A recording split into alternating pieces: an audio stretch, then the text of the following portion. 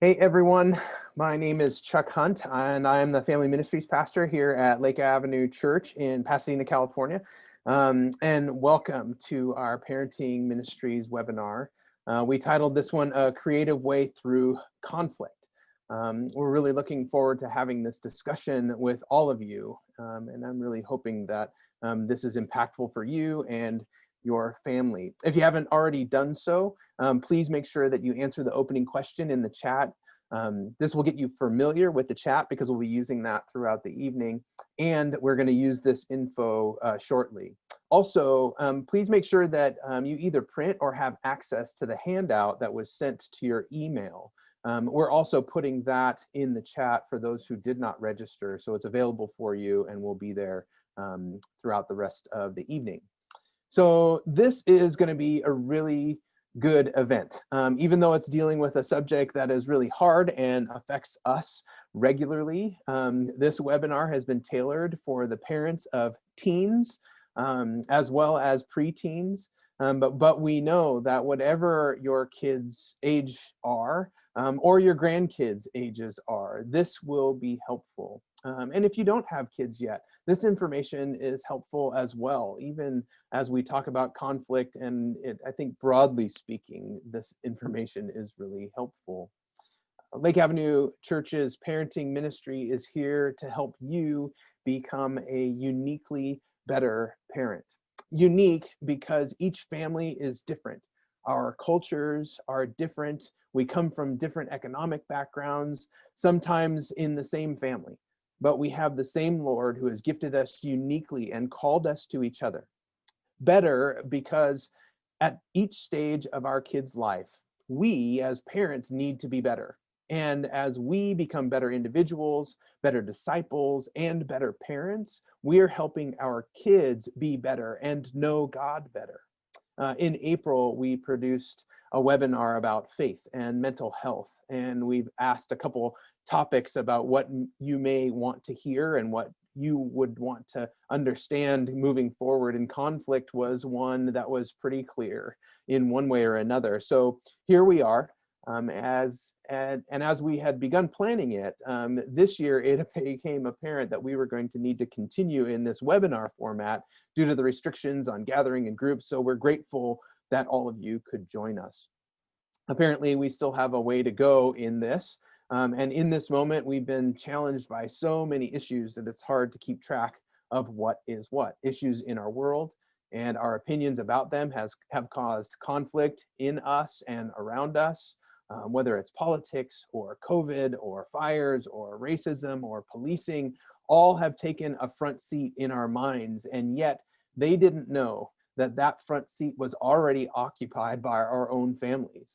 School and shopping and college essays, no sports, work expectations, and other things have brought more conflict into our home.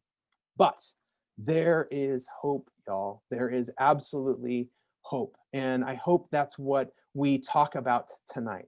You and I have been called to be peacemakers. I know that you may have come here because of some specific argument or because a lot of specific arguments, and maybe you don't feel like peacemaking, yet that is who God has called us to be. Remember Matthew chapter 6, 9. I had to make that up for a second. Blessed are the peacemakers, for they shall be called children of God. I really like what David Augsburger says about peacemaking. Peacemakers risk stepping into moments of conflict to do curative peace work. This applies to us as parents. He says, to heal torn relationships and even do a bit of surgery by nonviolent action in protest, even with what your parents are doing. Presence and service where needed. And they are also concerned about preventative action of peacemaking. That means you and I are concerned about the preventative action of peacemaking in our own families, to think ahead, to get ahead of those issues. He goes on to say, parents look for, we look for building hostilities and help to relieve them while they're still forming before they reach an explosive state. Our job is to be looking out for what God's doing in the midst of our families, to be ahead of it just by a little bit so that we can approach those things before we get there. Here's the thing. As parents, if we haven't done this work in us, it's going to be more difficult for us to do this work around us and in our families. Whether you had a great day today and you came here thinking, man, we got through another one and we're doing well, or you came into this limping after wrestling with your kids over dinner or homework or screen time, or your spouse asked you to sit here and this is why you're here.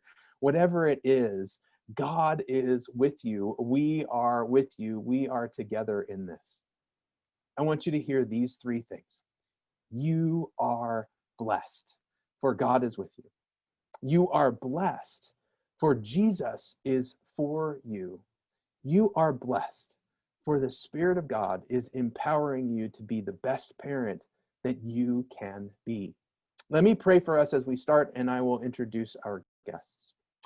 Spirit of living God, thank you so much for these moments that we get to sit together, even over a webinar in our own homes, that we might hear from you, that we might hear from people who love you and follow you about how we can do better with the job that you've tasked us, and that is parenting, grandparenting, or just understanding what it means to be in conflict. God, speak to our hearts even now, for we pray it in Jesus' name.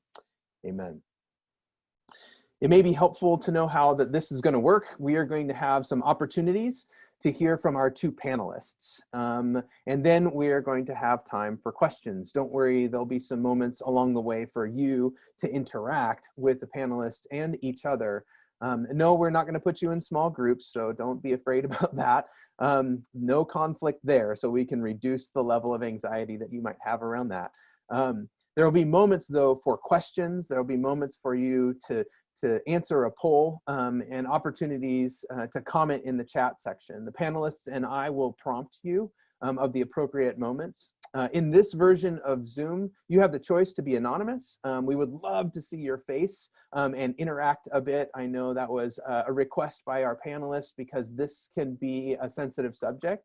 But also we recognize that there is sensitivity around these difficult issues. And if you want to remain anonymous, go ahead, change your screen name, leave your screen off. We're not gonna shame you for that, but we want to make sure that you have the opportunity to show your face as well. You can send a message to myself or Sarah Beckin, our Family Ministries admin associate. She's running this whole deal, and we will try and respond as well.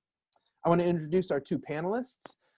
Scott Cormode, who just left the screen and is coming back, is the Hugh D. Pree Professor of Leadership Development at Fuller Seminary and the author of a new book, The Innovative Church. It just came out last week. He's an ordained pastor, he's a husband, he's a father, and he regularly works with young people and youth leaders through the Fuller Youth Institute. Also presenting is Janelle Froelich. Janelle is a licensed marriage and family therapist, as well as the CEO and founder of Teen Translation Incorporated, a private practice specializing in adolescent and family counseling in Pasadena. She has studied adolescent culture for more than a decade and understands culture and the current teen landscape. Janelle discovered her passion for working with teens while collaborating with Crescenta Valley Young Life Ministries, where she mentored adolescent women through their high school careers, and now does that in her practice. Both Scott and Janelle are familiar with Lake Avenue Church, and I'm grateful that they have said yes to sharing with us. So let me hand it over to Janelle, because you've heard enough from me already, and I'm really excited about what she has for us. So Janelle, would you take it away? Okay, still getting used to the technology. Bear with me, please. Hi, everybody. Good to be with you this evening. I'm going to go ahead and share my screen with everybody. So really excited to get to talk to you about conflict this evening. The reason why I named our practice Teen Translation is because something that we are really passionate about is helping to translate between the family and the adolescent, especially during these years. So that is why the name of the presentation tonight is Family Conflict and the Adolescent, Engaging Empathy. Sometimes there can be a lot of misses during these years, and what we love to do is say, okay, how can we help the family move toward the adolescent, and how can we empower the family to really hear one another, especially during these years. So a little bit of a roadmap of where we're going tonight. We're going to kind of look at 3 different areas. The first one is understanding adolescent development. So an explanation of why we are seeing what we are seeing in the teen years.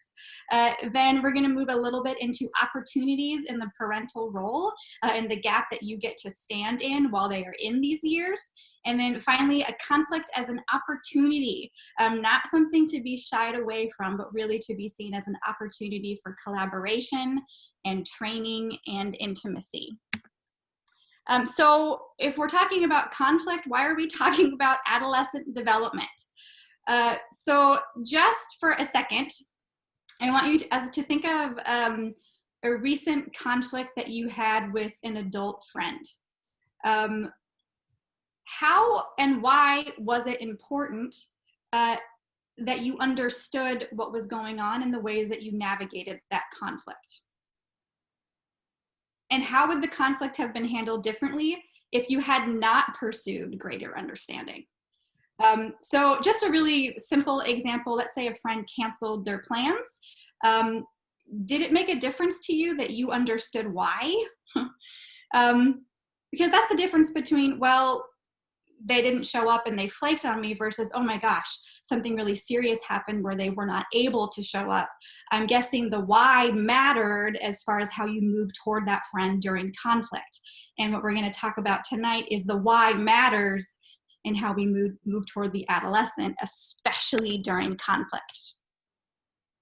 So it's also important because understanding why we're seeing what we're seeing with the teenager actually reduces reactivity, because all of a sudden we're in a space where we're saying, oh, there is a reason for this.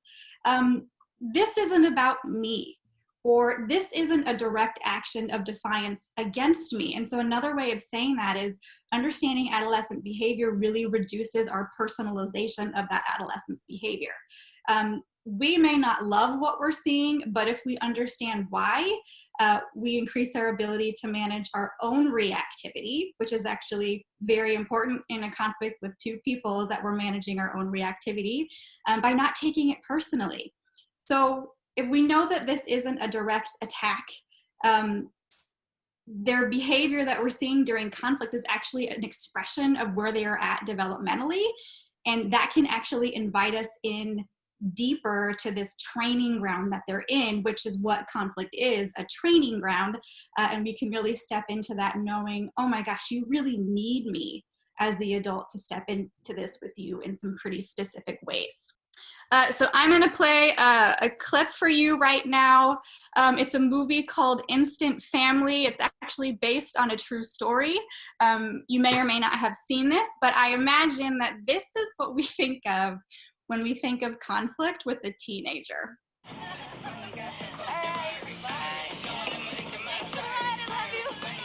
I'm the bad guy. Watch this. Bye. Bye. Hey, where the hell were you?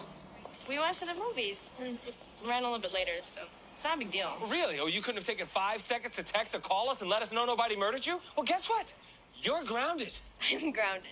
Yeah, you're grounded because I just grounded you. Before you weren't grounded, you weren't anything, and then I just said that thing that I said, and now you're grounded. We've been How waiting about that? 1 hour for Yeah, you. I'm the bad guy. Calm down. He's the You're bad not guy. going anywhere. You're done. Done. Don't want to hear it. Okay, so what you probably heard, or I'll just explain to you kind of what happened in that clip. So the teenager showed up after the parents were waiting outside for about an hour and a half. And she had gone to a movie and lost track of time and didn't think it was a big deal.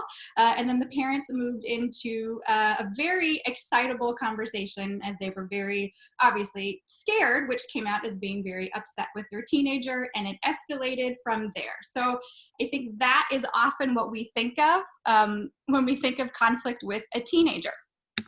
So in light of that, I asked you to answer a question at the beginning of the presentation, which some of you filled out. Thanks for doing that.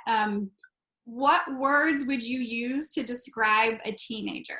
So I'm going to go ahead and read some of those to you right now, and I'm going to add some that people have come up with in past talks that I've done. So just kind of think about your own teenager and think about whether you would use any of these words. So some of these words were resilient, dramatic, selfish, creative, defiant, excitable, fun, independent, moody, emotional, impulsive, risk taker, hyper, exploring, I like that one a lot, and insecure.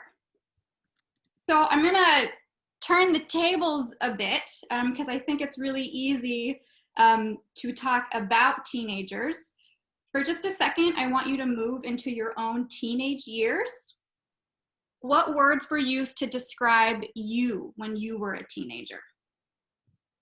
And just think about that for a minute. Okay, here's part two.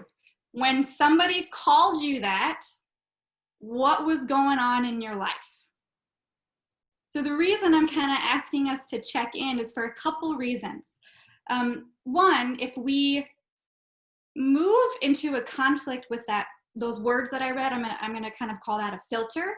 If we move into a conflict already with this filter of my teenager is dramatic, my teenager is selfish, my teenager is that, we're gonna walk into the conflict already activated. And something to remember when you're seeing the behavior from the other side with your teenager is what's going on in their world. Because it's not necessarily how we would experience what's going on in their world, it's how they're experiencing it. Are they scared?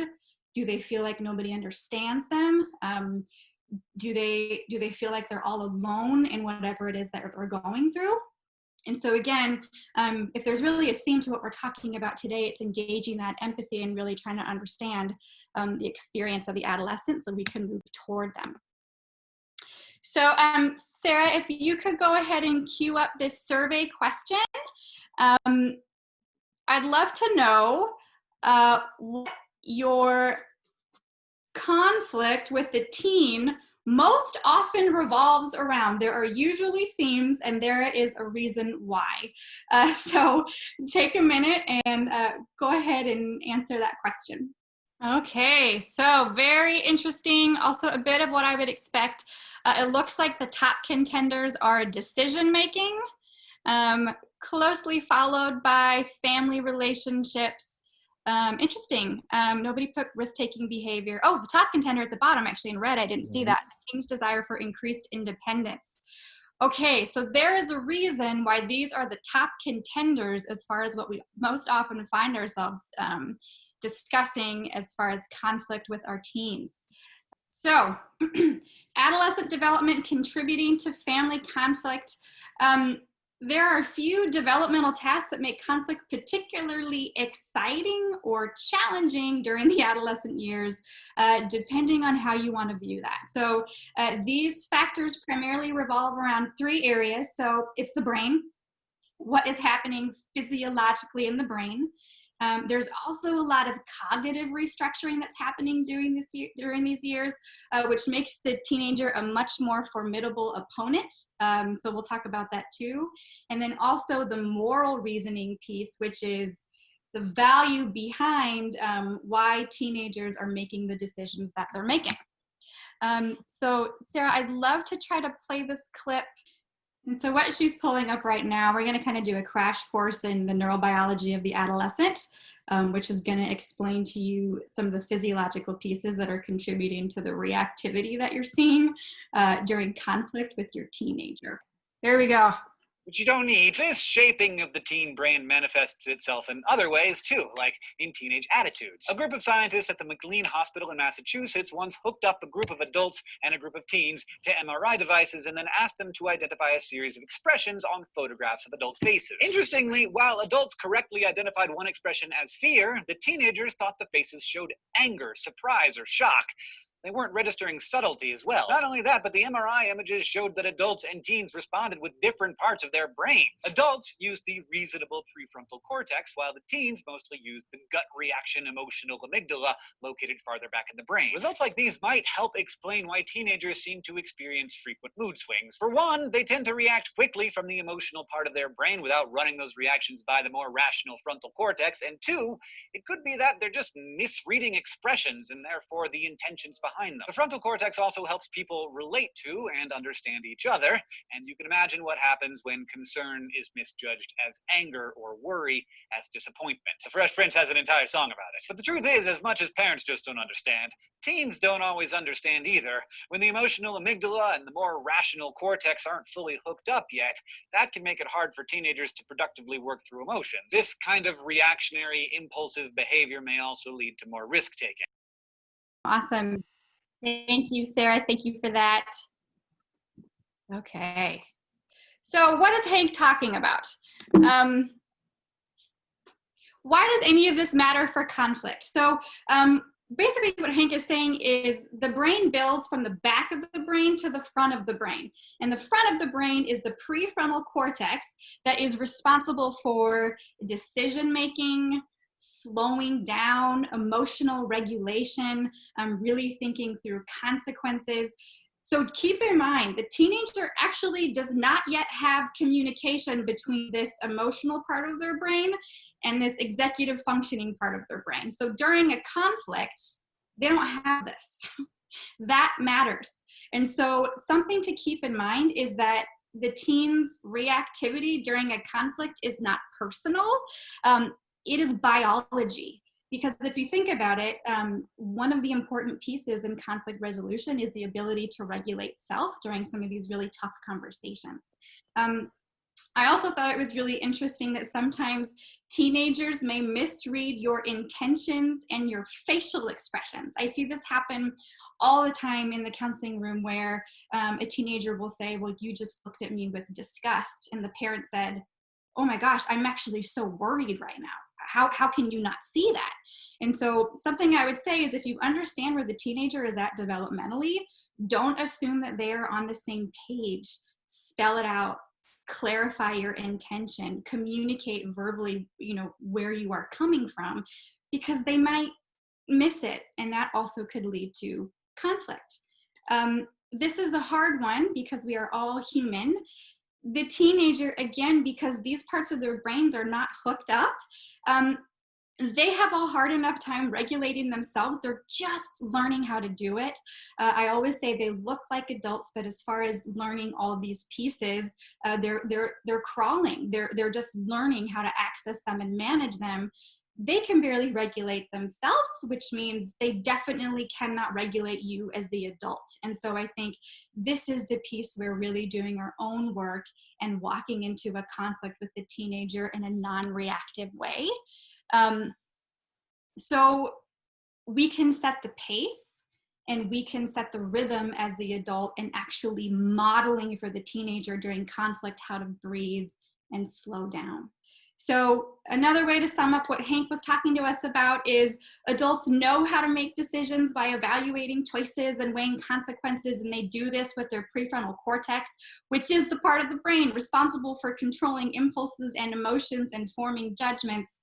The teenager does not have access to this until their 20s. So I have found quite a bit of conflict actually happens because the adult becomes upset or frustrated that the teen can't match them where the adult is at.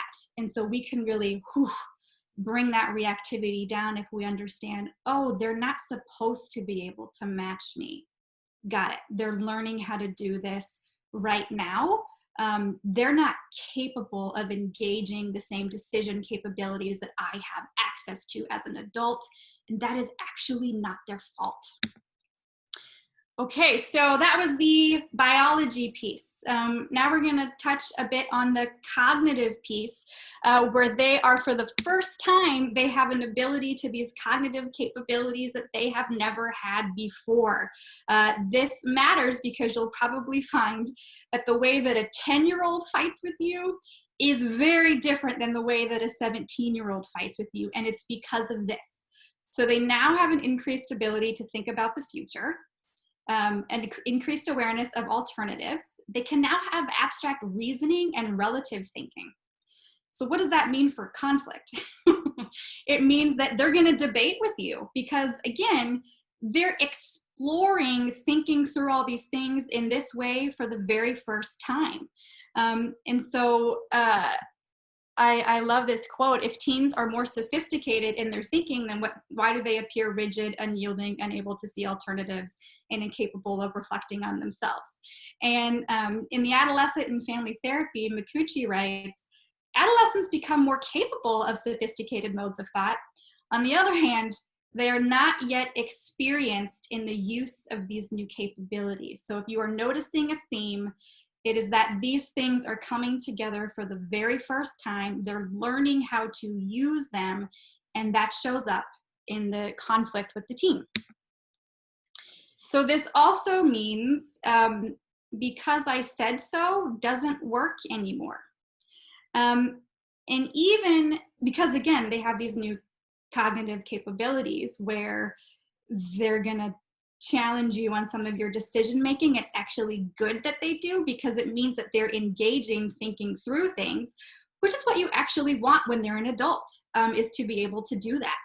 So even if the adult ultimately knows, hey, my answer is going to be no, and you know that from the very beginning, if you understand where the teenager is cognitively, it's really important that you take the time to explain how you arrived at the decision that you came to, even if you already know at the very beginning that your answer is going to be no.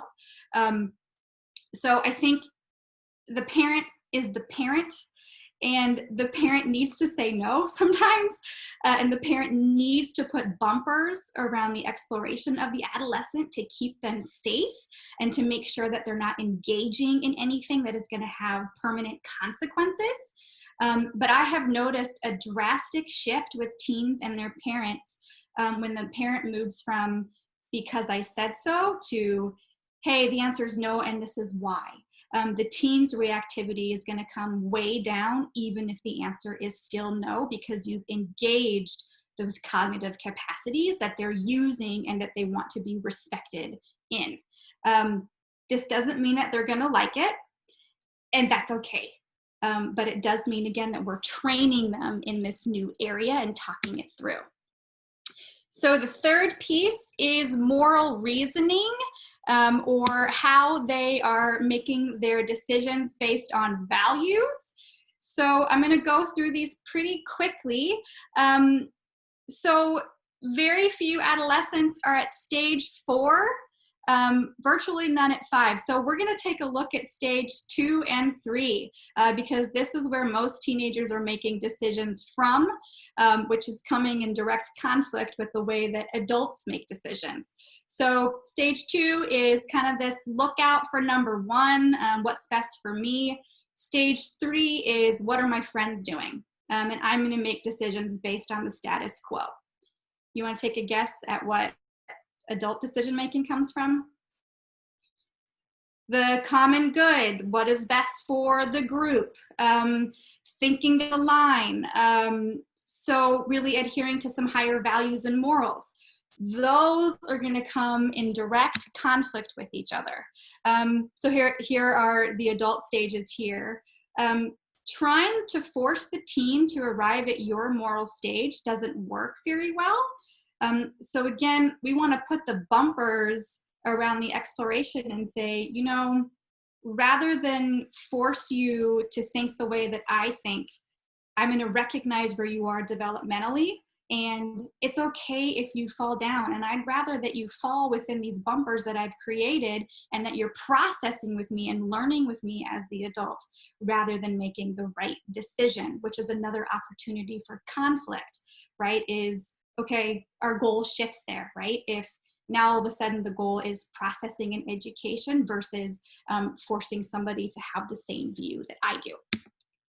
So Sarah, if you don't mind, if you could pull up this last clip for us, you've been awesome. I know this is a lot of juggling back and forth. When I think of teenagers trying to get all of these pieces together for the first time, the moral piece, the cognitive restructuring, all the changes that are happening in the brain.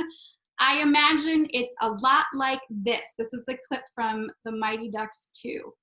All right, all of you move to your right, now. Who makes you boss? Everyone to the left. Left, guys.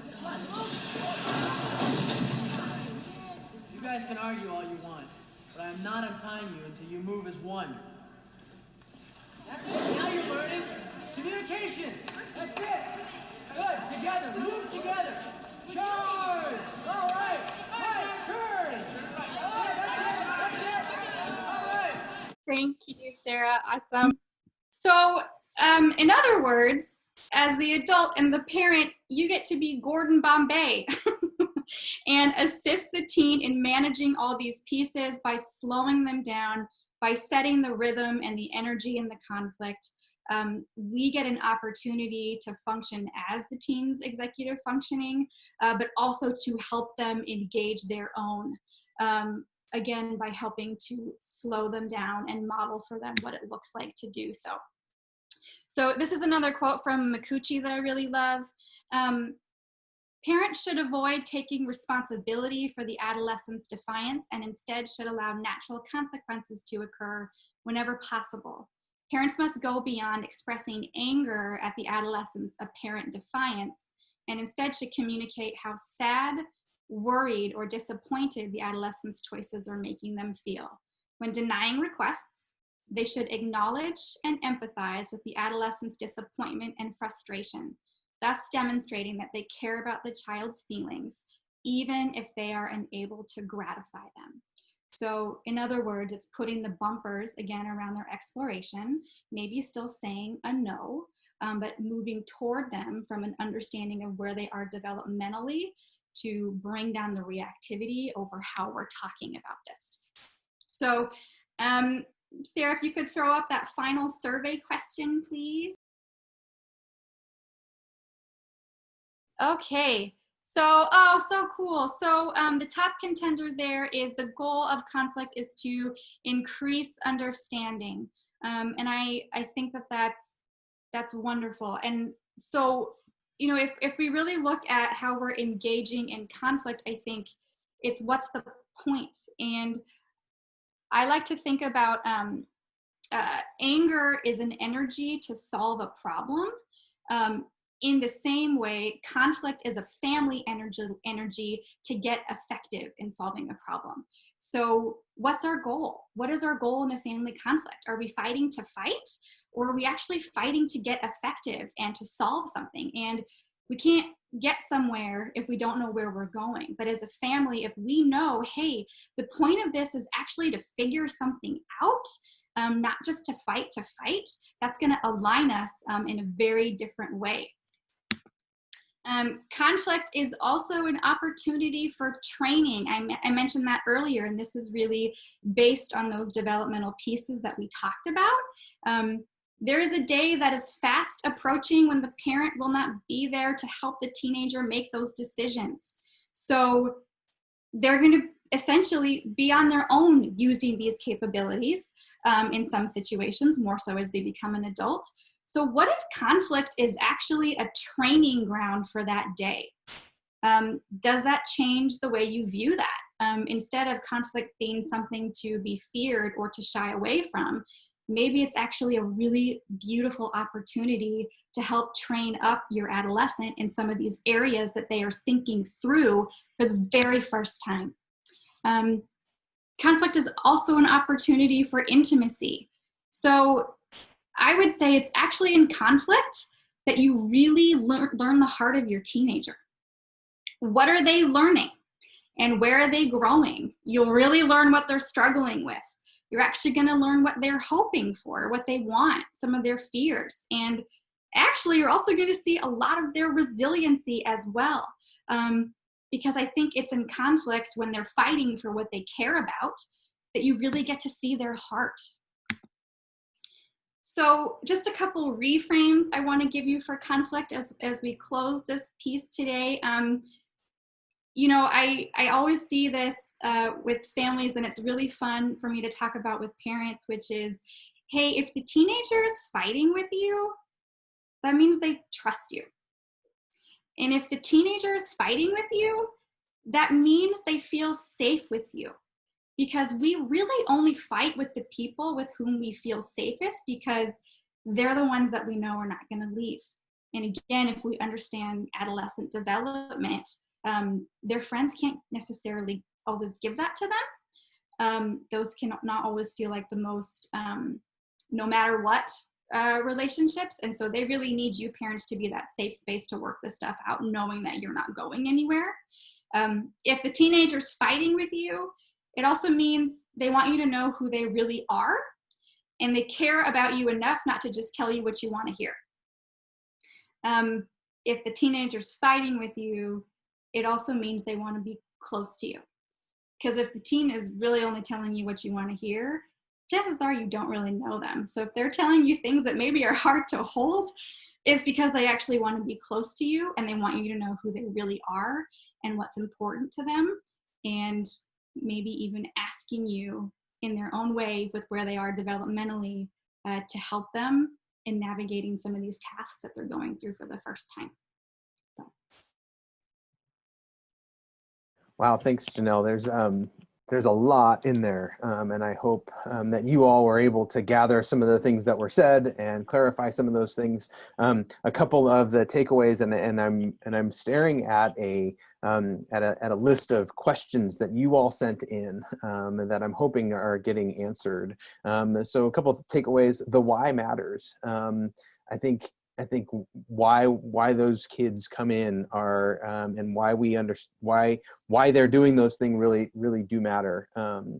Spell it out. I think that's on us to spell it out, and I think that's, oh my goodness, so hard in moments to do that. But it's really important to remember that our kids are learning, right? Like that they are continuing to learn, and no matter how big they are, whether they're bigger than us or not, man, we've got the importance to spell it out. And then we set the pace. Was something that you said, Janelle, that I thought was significant, that we have to remember that regardless of how much our kids move and shift and shake and at sometimes feel like they're warring against us, that we get to set the pace. And emotionally, I know that's hard at times. And then the last thing I thought was really important was conflict is the energy to get more effective as a family.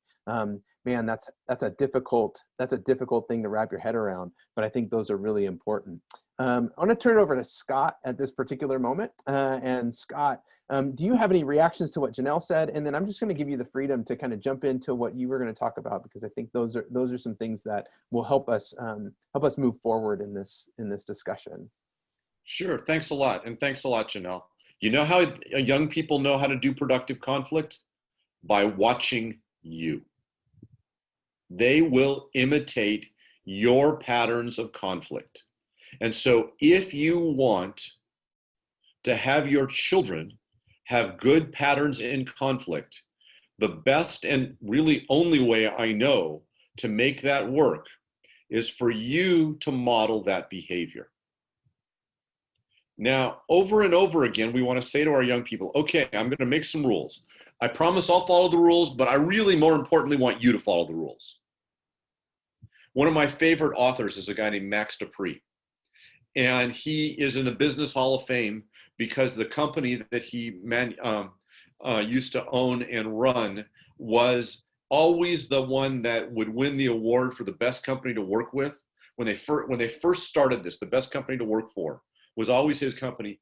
Finally, they just had a conversation with him and said, we're going to retire you. You are no longer possible to win this award because we want somebody else to win it a while. And he based his ideas as a manager on this. The way that the company was, is he said, I'm going to announce my values as the president, and then I'm going to ask you and teach you how to hold my feet to the fire so that our community embodies those values. One of the things that people often think is that the best way to lead is by announcing your values and holding your people's feet to the fire. In this case, holding your kids' feet to the fire. It's just the opposite. Announce your values and then give your young people the opportunity to hold your feet to the fire. And I'm going to talk to you about how to do that. Let Let me give you some examples. So if you scroll down about 2/3 of the way down the first page, it says create some ground rules. What I mean by that is sit down together and decide what your ground rules will be. I mean, if you and your spouse are managing your kids, you decide together. If it's just you, then you decide on your own. But decide when conflicts arise, who do you want to be? Not what do you want your young people to do, not what outcomes do you want. It's what kind of a person, what values do you want to embody? That's the most important thing. And we're going to talk about that. Because if you can live out what values you want to embody, your young people will begin to absorb those values. They will give back to you what you give to them. One of the things that I've done with organizations is they would literally write down these values and then put them someplace. I know a church that has them mounted so that whenever the board meets, they're up for everyone to see. And when a conflict comes up, one of the things they start doing is they don't talk as much to each other as they start talking to the board because they want to live up to these values. That won't work with, you're not going to put this up on your house, but I'd write it down. I'd write it down and then ask myself, is this who I'm being? So let me give you some examples, because I think what the best thing we can do is to plant language. And so I'm going to give you 3 examples of how to plant language. Because what I mean by that is that when anybody is in a situation where they have to make up their strategy in the moment, they will probably make up a bad strategy because it's a complicated kind of a moment. And so what you want is already to have decided what language you're going to use in that moment. So the 3 examples I'm going to use are going to come from examples that we used in our family that makes it sound like we decided as a family. Examples that my wife came up with and I recognized that she was right all along and adopted them eventually. The first is, what do you do when you realize you're wrong? You can either decide, I will never be wrong again, at which point we're going to have some conversation with you about what it means to be human. Or you can decide, who do I want to be when I'm wrong? And so the phrase that we adopted in our family is just to simply say, you were right, I was wrong.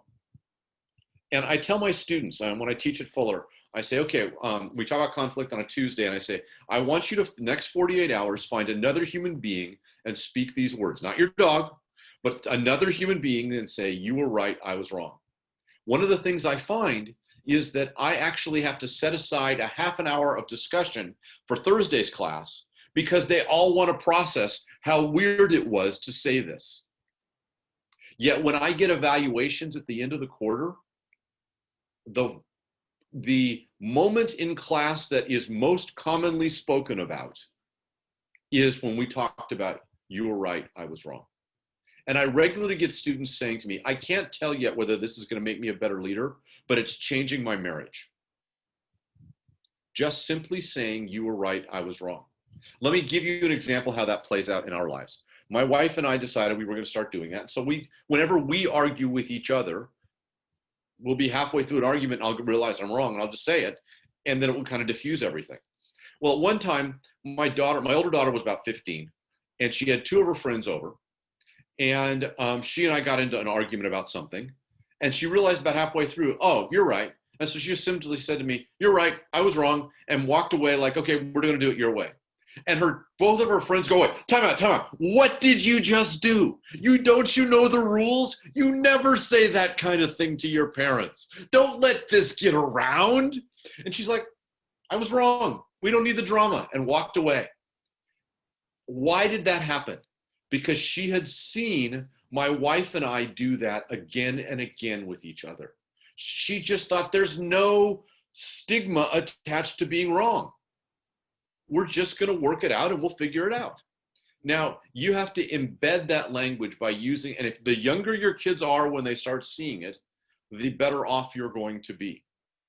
But you can't tell somebody else, I've decided you need to say that I was right. That's a completely different thing. This isn't something you can use to hold somebody hostage. The whole point of this is you decide who do I want to be? Let me give you another example. My wife invented the term rad. And rad just means right again, dear. What it means is that we're in the middle of arguing about something, or we're in the middle of something, and she realizes, oh, you were right. Isn't it great I married somebody who's so smart? This is great. And she'll just say, and so oftentimes with our kids, where I was doing something wrong, or I was, figuring something out, and Jeannie would say, why don't you do it this way? I would say to my kids, I need a rad, and they'd yell, rad, and everybody would say, right, that mom was right all along. And we would celebrate and make a lot of big deal out of one of us changing their mind and adopting the other one's perspective. Again, the whole point of it was to turn down the stigma, to make it so it's just like, this is so cool. We didn't have an answer. Now we have an answer. This is so cool.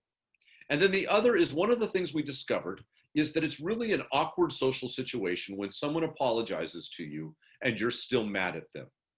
Now what do you do? So we just created the 4-word sentence, thank you for apologizing. You don't have to say it's okay. You don't have to say anything other than I'm acknowledging your apology.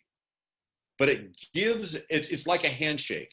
It gives a social cue that says, thank you for I'm acknowledging your apology. And that one was not so much that between our kids and us, but when the kids were arguing with each other. And one of the kids was annoying and the other, and had to say apologize to the other. The appropriate and only response was thank you for apologizing. They could say more if they wanted, but that was they grew up thinking that's how, out in the world, people would talk to each other. They didn't realize these were things that were there in our family. And, at some point they discovered that they grew up with weird parents. But what happened is, at times they went off to high school and some of the girls in their little group started adopting this language because they decided that I like that. I needed something in that kind of a moment. So I can go on now, but I think I've talked for about 15 minutes. It's probably time for us to have a break, or not a break, but a chance for you to ask questions. So I want to take up your questions. I've got one more thing that I will do later if it comes up, but I want to just simply say that's a good starting point. You decide, who do I want to be, or who do we as a couple want to be? And that's what you decide to do.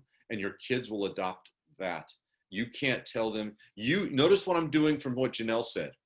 I can't make them miniature adults. I can't say to them, I've decided to follow these rules and now you have to follow them too.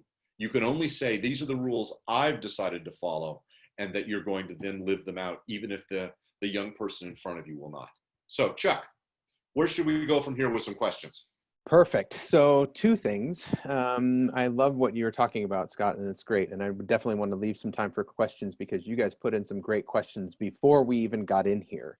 So if you have some questions that came up during either Janelle's presentation or Scott's presentation, would you put those in the chat? We'll be able to see those and get back to them. But I'm also going to, I see you, Scott. I'm also going to ask a couple questions off of our list of questions just to get us started. Scott, what you got? Somebody has already private messaged me a question because I don't think they wanted the whole public to know that they were the one that asked it or something. But it simply says, you were right, I was wrong. Do you just stop there or do you get into it more? Oftentimes, if I'm wrong, I'll just say, you were right, I was wrong. And we skip like 7 steps to, okay, now what do we do about it? It takes some practice to do that. Sometimes you want to, let's put it this way. My wife and I rarely have arguments that are new. We just have the same arguments again and again.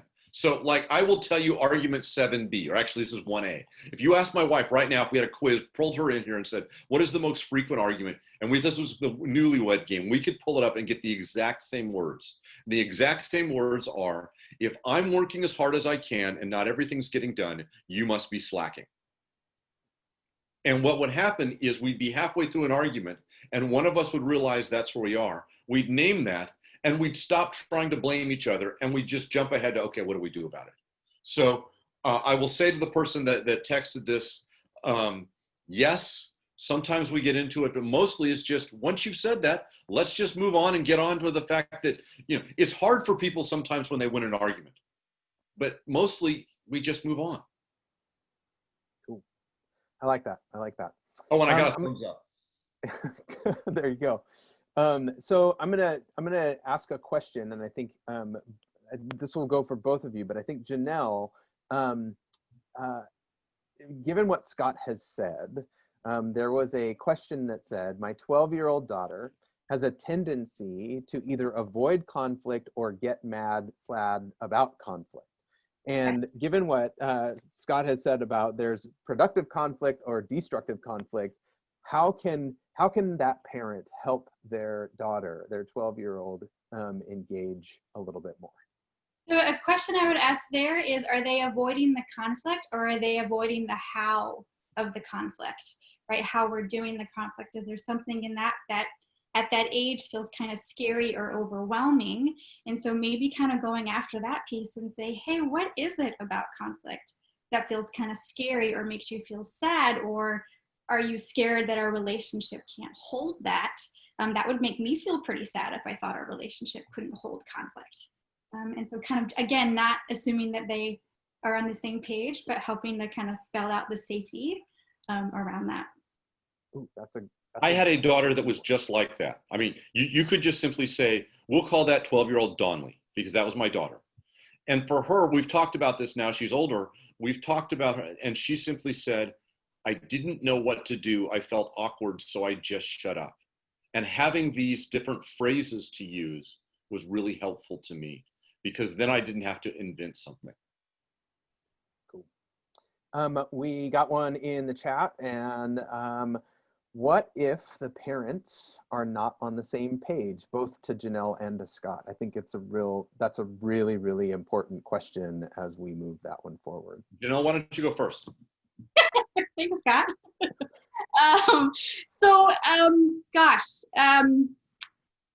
I would definitely say that is a conversation for the parents to have separately, right? And so have that conversation without your teenager present and figure out, okay, we're gonna have to get on board with a solution before we move into that conversation with the teenager. Again, where are we going?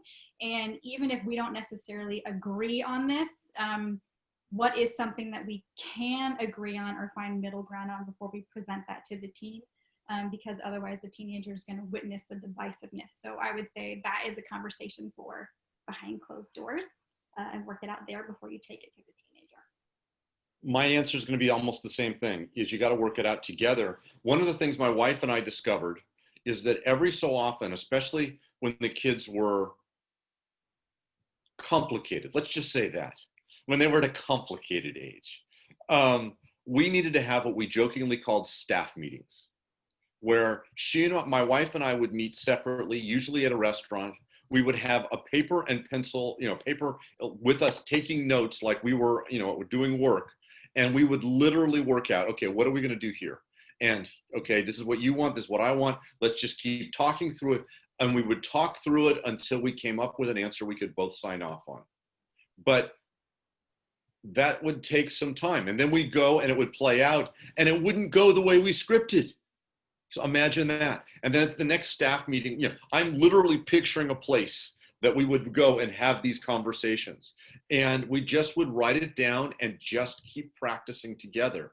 We have a friend at Fuller whose name is Jim Rispin, and he talks about how in their family, they talk about how it's not you against me, it's you and me together against the problem. And we would think about that as we would go to a staff meeting and we'd sit, my wife and I, we'd sit down and we'd just talk through it until we could get on the same page. And I can't tell you how much I looked back on that, and now I look back on that now as some of my favorite parts of being married, because we worked hard at something that was difficult and important, and we found a way to do it together. Because there were moments when it seemed like there's no way we can get on the same page here, and we just kept at it. I think that's really, really important, Scott. And I'm going to add one piece to that, because I think sometimes we think of it this way, and I'm just going to give a word picture. In arguments, I feel like sometimes we're on our own hills, we're on our own mountains as parents, and we're trying to get our partner to see that our mountain is better and that over here makes sense, and we should do that. And what we rarely see, and where we rarely think about, if we haven't trained ourselves to do, is that there's a third option, and that's off of my mountain onto something else we haven't come to thought about yet. And if we're able to get to that place of asking our own selves the why of the reason why we're standing on our mountain, and the question, what would get me off of this mountain, then we can explore a third option. And to believe that there is a third option out there that isn't either mine or yours is a fantastic way to even start an argument. So I'm hoping that both parents are on this call and are hearing that and are thinking, oh my goodness, okay, my why really matters to me. I need to understand that. And then what would get me actually off of this mountain? Because this isn't the most important thing in the world at the time. So I hope those things are helpful. I'm going to jump into another question that was given. What are some tools, what are some tricks that you guys might have that can help motivate a child or a teenager to do or learn something that's difficult? When they want to push back on things that are hard, it's like, I don't want to do things that are hard. How do we help them learn things that are difficult? I'm going to go with you, Scott. So one of the things that you're going to see at the bottom of the page that I wrote on the first page is the importance of empathy and how to speak, how to listen with empathy. And I've got an entire that outline right there is chapter 3 of the book that I just published. So I could go on for about an hour on this. Trust me, I won't. But I will tell you that the key to all of this is seeing the world from the perspective of your youngster, your young person. The phrase that I use over and over again is that I want to listen for their longings and losses. I want to know the things that keep them awake at night.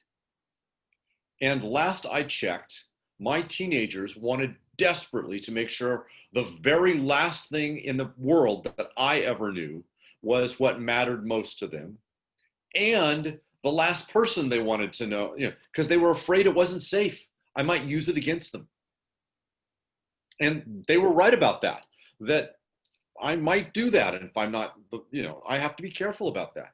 But I spent a lot of time trying to listen to what mattered most to my young person and to my teenager especially, and figure out how learning this new thing is a means to an end of something that they already want desperately. I'll give you an example. You know how every 6th grader or around that age decides to become addicted to something? They just get all hyper influent or into something. They just like all of a sudden decide they're all into Fortnite or something. My 6th grader, my older daughter, just became totally into the Lord of the Rings movies. Lord of the Rings movies. There's 100 hours of bonus features, and she watched all of it. So much so that when she went off to college, she took that with her because it now, it no longer belonged to the family. It was, her ownership for it. And there were times where I could talk to her about what really was interesting to her, and then offer her ways of knowing more about what was interesting to her, and say, oh yeah, to do that, you're going to have to, and then we would talk about something that she might need to learn. And we accidentally did this terrible thing and got her addicted to reading because of all of this. So you see that bookshelf that's behind me? I'm sitting in my daughter's room. She's off at college now. But that was my bookcase in my office. And for her 7th grade birthday, she wanted, Dad, I want your bookcase so that I can read all of the fantasy books I ever want. And she filled this bookcase up because we found a way to get her to get something she wanted. And then the thing that she didn't want to do became the thing that she did want to do. Yeah, so there was if you get a chance, check it out, an article, I think it was in the New York Times, I believe, about why today's teenagers are more anxious than ever.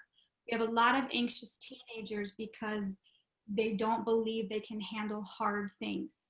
And so when you're saying, or they're not, managing or confronting challenges. So when you say, gosh, I have a really hard time getting my teenager to engage something hard, I hear a lot of fear and I hear a lot of self-doubt. Man, I don't know if I can do that hard thing or rise to that challenge or be okay doing that hard thing. So I would say this is an area as the adults and mentors and parents in their lives to really lean into that grit and resiliency and foster this sense of capability and necessity of you can do something hard and you can do something you don't like and you can actually confront and manage and move through that challenge, and you need to learn to do it, because that's actually where confidence comes from. Not doing something perfect, but knowing that we can fall down, get back up, and do something hard. Yeah, I love that. Can I tell one other story? Is that okay? Yeah, go for it, Scott. Yeah. So I see Jeff Matisich is on. This is, if I remember right, this is one of Jeff's favorite stories. On the very back page of the handout, it talks about one of the things we need to do is build your adversary a golden bridge to retreat.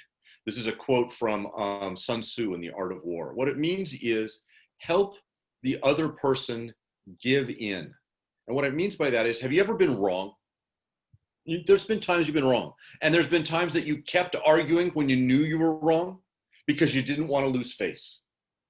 It is your job to save the other person's face. That is totally crucial. And so part of the way that you do that is by giving them a bone, throw them a bone, something they don't know. Let me give you an example that is the difference between old style parenting and what I'm talking about here. I think I've told you that we made this terrible mistake. We got our children addicted to reading. And what that meant was every night when it was time to go to bed, it's time to turn off the light. And they would say, let me read to if they're 6 years old, let me read to the end of the page, into the chapter, into, whatever. And my dad would have told you that the correct answer to that is, I just told you what to do. My authority is at stake. And the answer is, you must do what I tell you now. What my wife and I learned is that what they just said to us is, can I give you exactly what you asked for, but save a little face and do it in about 30 seconds or a minute? So should we argue for the next 15 minutes, or should I just get what I want in a minute? Sure. And then I stand there next to her while she finishes the reading. I take the book, I kiss her goodnight, whatever. Here's the important part of it. I told my dad this story once and he was appalled. Don't you know your authority's at stake? And I said, Dad, when she was 6 years old and I could pick her up and move her from place to place, neither of us was confused about my authority.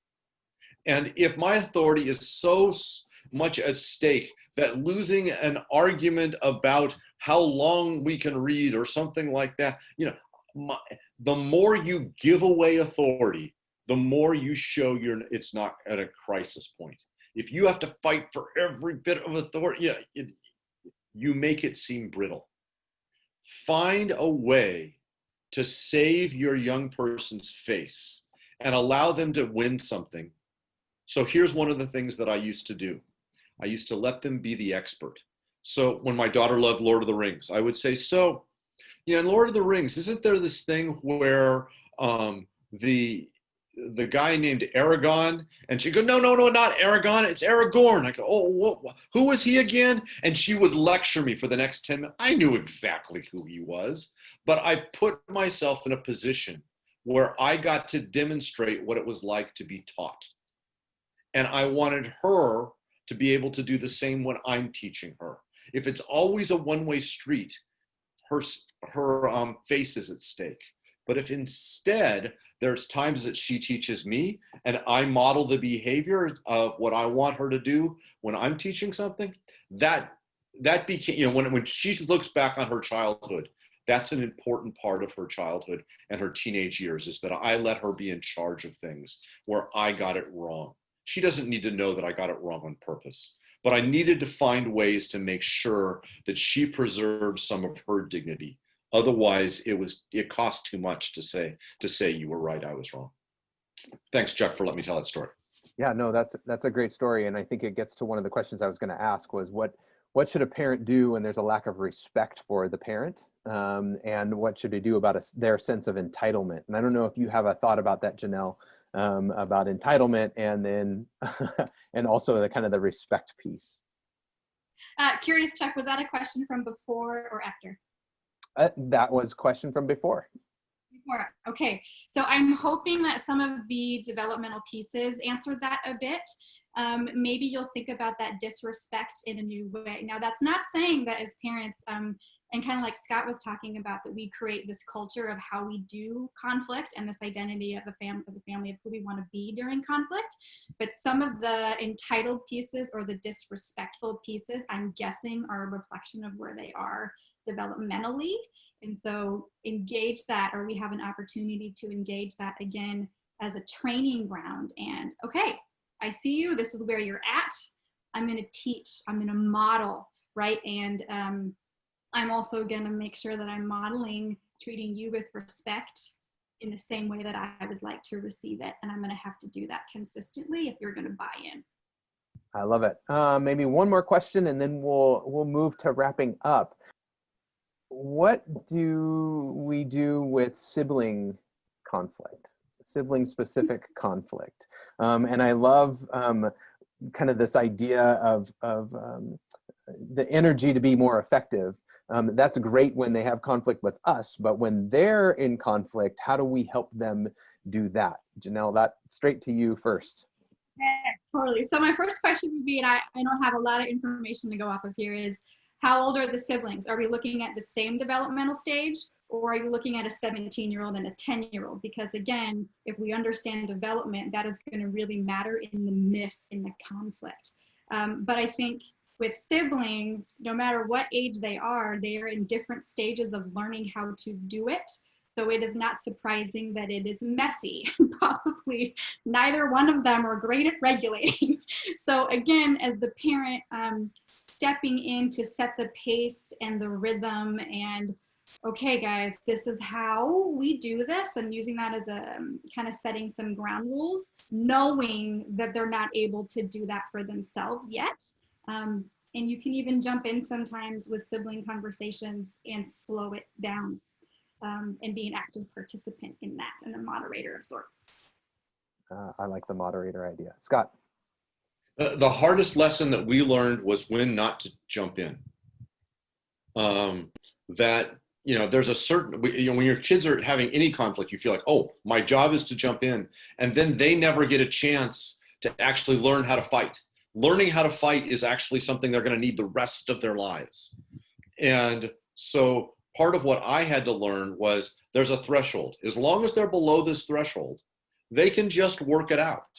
And the punishment, if something bad happened, is often you get the results, the natural consequences of whatever it is that you were conflicting about. But once it would get above a certain threshold, then we would jump in and say, okay, remember how we've talked about this, that kind of thing. And it was a judgment call.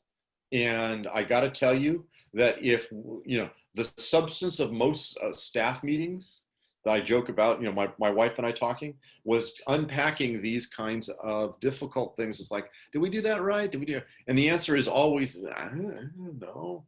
And we would just talk about it and try and get better at it. But there was no sense of, oh yeah, we nailed that. We just absolutely nailed it. No, it's just this long, long uncertainty. One of the other things that we learned a lot about how important failure is in learning. And think of it this way. When my daughter was 3 years old, we told her that you had to make your bed before breakfast. Now she had this tiny little bed, and so, that's what she had to do. And she kind of failed at making her bed for a while. And then she had to be able to tie her shoes, and then she had to learn to read. So it always felt like she had mastered something else, and now she was working on the thing she was failing at. And there was this sense in which she always felt like she was failing, because she was always failing at a higher level of competency. And so we had to do things like remind her of all the successes that she's had along the way so that she could get to this point where she is now working on this particular thing. And so she had to carry those successes with her. And the more she could carry those successes with her, the more she was willing to either do things like learn how to argue with her sister or try something new. Oh, those are great words. So I want to respect everybody's time. We're a couple minutes away. And as we wrap up, I just really need to say thank you to Janelle and to Scott. Thank you so much for giving us some things to think about, specifically about our teenagers and how to re-engage. I think sometimes we get so frustrated as parents that it's really hard to step into these moments, especially when we're tired and it feels like it's never going to end. So thank you so much for encouraging us to re-engage. It's been really great. I've learned a lot and I've written some things down, and I hope all of you have as well. Janelle, any last words from you and encouragements from you? Hang in there, they need you. Hang in there, they need you. That's a great word. Scott, any last words from you? Find somebody who's older than you who you think is good at this and say, teach me your ways. Perfect. I love it. I love it. Well, thank you so much again for joining us. Please know that the Family Ministries staff wants to be there for you and your families. Please reach out to any of them.